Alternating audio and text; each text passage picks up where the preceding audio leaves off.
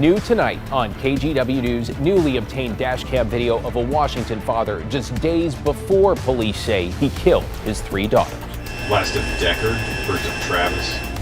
Plus, a federal judge's last-minute order in a convoluted case. I know that we have a serious issue going on right now. Hear from a close friend around what's happened to a Portland mother and her 4 children detained by agents at a park on the Canadian border. Then a weather impact alert on a sweltering evening with Wednesday set to be even warmer. And I'm so excited. I was like bawling in my car when I found out that we were getting a team back. We take you to the launch party as fans welcome the Portland Fire. A very good evening, everyone. David Molko with you on this Tuesday with the latest on a weather impact alert after we hit the 90s today with an even hotter day on deck tomorrow. Let's go right to Chief Meteorologist Matt Safino. So Matt, how's it looking right now? It's pretty nice out there right now, David. I mean, it's a warm night by Portland standards, but still doesn't feel too bad. But the weather impact alert continues through tomorrow night at about 10 o'clock. So 24 hours from now, we will be out of the weather impact alert, but it will be excessively hot tomorrow as we make the upper 90s. So there is a high heat risk. Anybody susceptible to heat-related illnesses or just suffering, and tomorrow's the day you're going to want to pay attention to. Try not to overexert in the afternoon, especially when we heat up, and hydrate. Hydration key, of course. It is nearly 80 degrees right now. We're still at 79. Keep in mind, yesterday we topped out at 82. So we're only 3 degrees cooler than yesterday's high that we had all day long. We look at the difference in temperatures between now and this time last night. And remember last night I said we're going to see a major change, and we are 17, 15, 20 degrees warmer compared to 24 hours ago. So you'll notice that if you walk outside today. It is a major, major different night compared to last night. Our high today was 91 in Vancouver and Scappoose as well, 92 down in Aurora. So some hot numbers for you. Tomorrow's record is 104. Thankfully, we won't be getting that hot. The average number of days where we reach 100 in Portland is just 1. But looking back at last year, rather interesting, we had 8 days that were 99 degrees or hotter.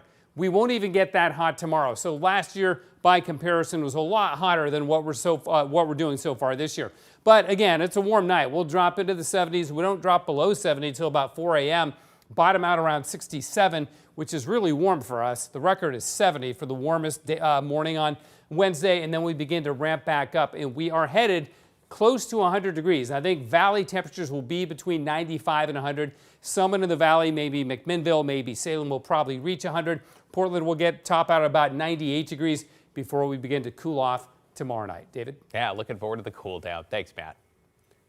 Well, with temperatures on the rise, state health and safety officials are reminding employers to protect workers from heat illnesses. Rules require employees get adequate water, rest, and shade when the heat index hits 80 degrees. With more precautions above 90, workers are advised to know their rights and speak up if they're not feeling well.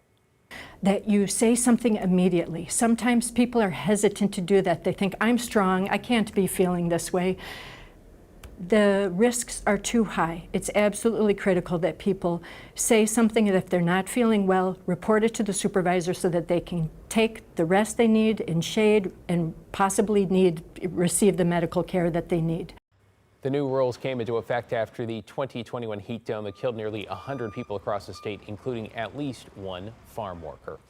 By the way, if you or someone you know needs a place to cool off over the next day or so, we have a list of cooling centers and fountains open around the Portland Metro. It's up on KGW.com. Just text the word cool to 503-226-5088, and we will text you back with a link to the growing list.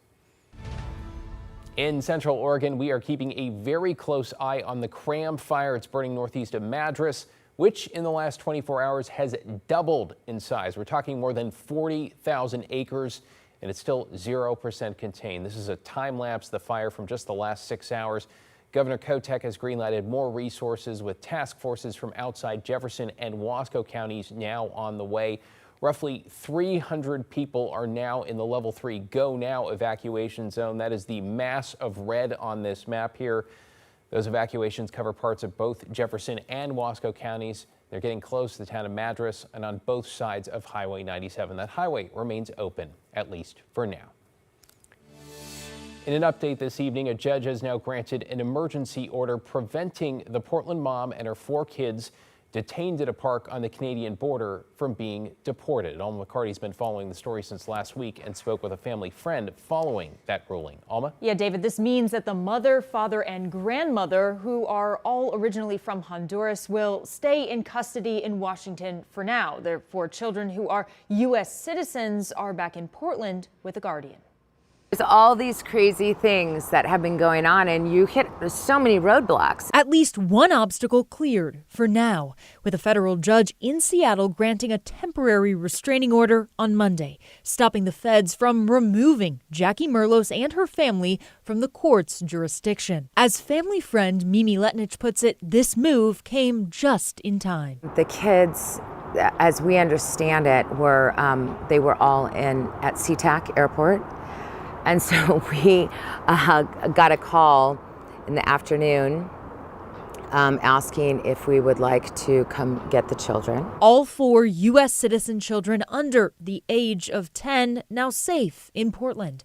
And oddly enough, Mimi says, with brand new passports. They certainly don't need to move around the United States with a passport. Merlos was arrested in Peace Arch Park on June 28th. The Customs and Border Protection spokesperson says for, quote, attempting to smuggle illegal aliens into the U.S. Her friend says the family was there visiting Merlos' sister, a Canadian citizen. The fundamental issue still exists. You know, why she should not be in custody. The family was detained, lawmakers say, for 2 weeks without due process. On Sunday, several legislators, including Senators Ron Wyden and Jeff Merkley and Representative Maxine Dexter, pressured DHS to allow Merlos access to her attorney, calling the case urgent and egregious. The judge's emergency ruling, they said, is a legal lifeline to provide critical protection. And according to court documents, a hearing is set for Friday with attorneys for Merlos pushing for her release from ICE custody.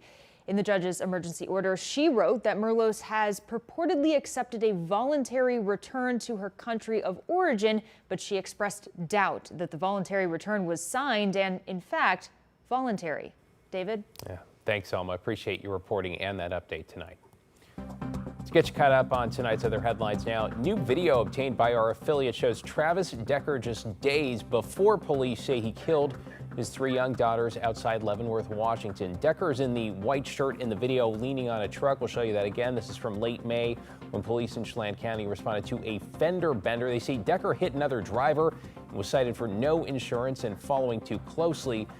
The driver Decker hit described him as nervous and fidgety and said Decker pleaded with him not to call police, saying he was worried he would go to jail.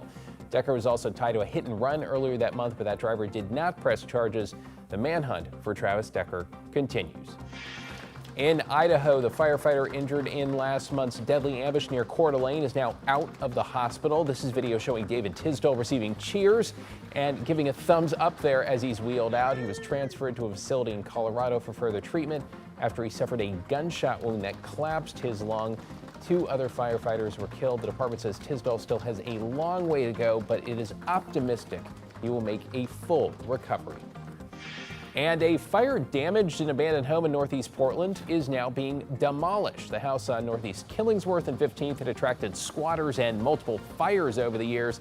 Habitat for Humanity now owns the property and says it plans to build 4 affordable homes on the lot.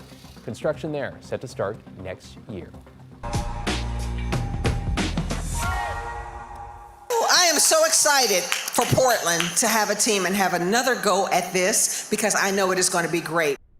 All right, talk about one of the worst kept secrets in the Rose City as Portland's new WNBA franchise revealed its name is, yes, the Portland Fire. A tribute to local women's sports here, perhaps, though, complete with a brand new logo, a rose there, Sport and Flames, a team hosting a launch party for fans in the Rose Quarter this afternoon, a chance to roll out new gear and start to build momentum. Catherine Cook was there. Catherine, it sounds like fans had a lot to say. Oh, there were opinions, David. And maybe no one was that surprised to hear the team is once again the Fire, but it just felt right to celebrate how excited fans are to have the WNBA back in Portland.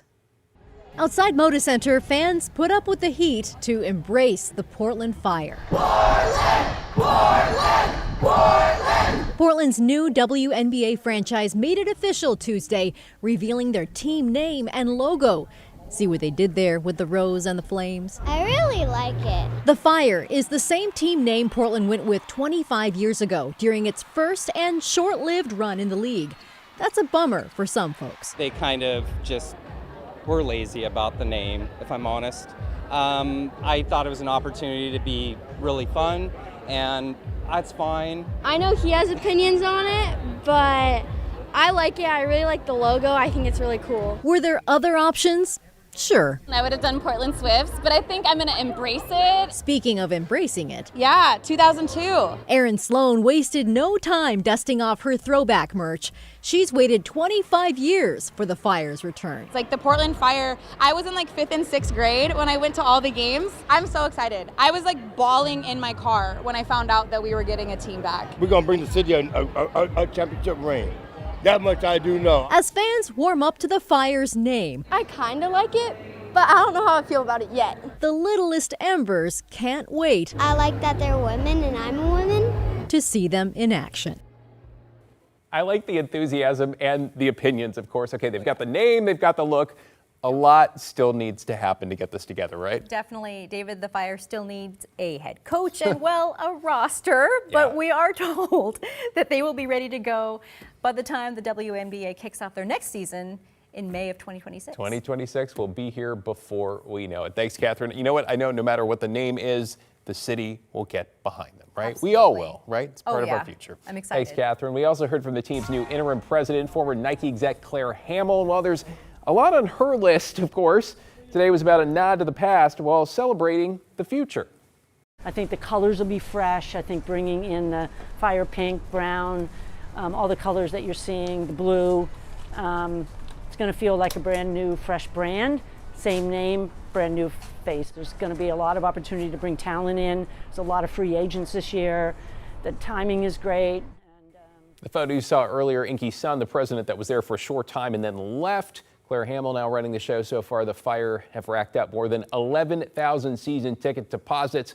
Hamill says the franchise will begin converting those into full sales sometime in September. Exciting, right? Stay with KGW for the latest on the Portland Fire as the team takes shape and gets ready for its return to the court. You can find all the big news, our coverage on KGW.com, or stream it anytime on our free TV app. That is KGW Plus.